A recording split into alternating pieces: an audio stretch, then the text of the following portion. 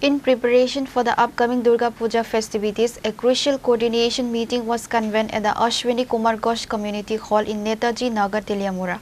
The meeting was held in the presence of MLA Kalyani Saha Roy, Mr. Rupak Sarkar, Chairman of Teliamura Municipality, and Teliamura SDPO Rasan, Kishan, and other dignitaries. The session brought together key administrative and police officials from various departments to coordinate security, traffic management and essential services during the festival period. Attendees discussed strategies for crowd control, law and order and ensuring that all puja pandals adhere to safety regulations. আপনারা জানেন শারদীয়া পূজা আমাদের বাঙালির শ্রেষ্ঠ পূজা দুর্গোৎসব আসন্ন আগামী 29 তারিখ থেকে পূজা শুরু হবে। তো আমরা এই পূজাকে সামনে রেখে আমাদের প্রস্তুতি একটা মিটিং আমরা সারলাম। তেলিয়ামুড়াতে এই বছর নিয়ে 3বার আমাদের মায়ের গমন যাত্রা কার্নিভাল অনুষ্ঠিত হবে।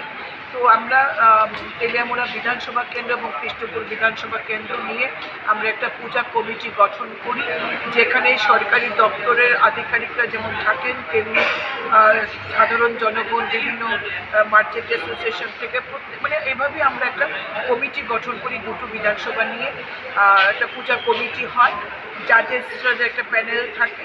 তো এখানে পূজা পরিক্রমা শেষে তারা পুরস্কারের জন্য নাম মনোনীত করে এবং কার্নিভালের একটা কমিটি আমরা গঠন করি।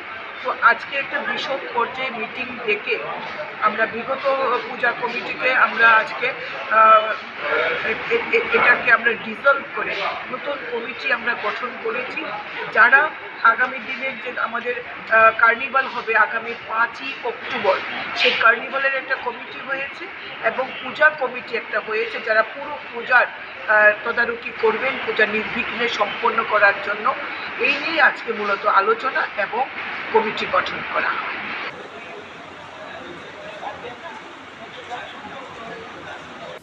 Reported by Hiranmoy from Teliamura, Chini, Khorang.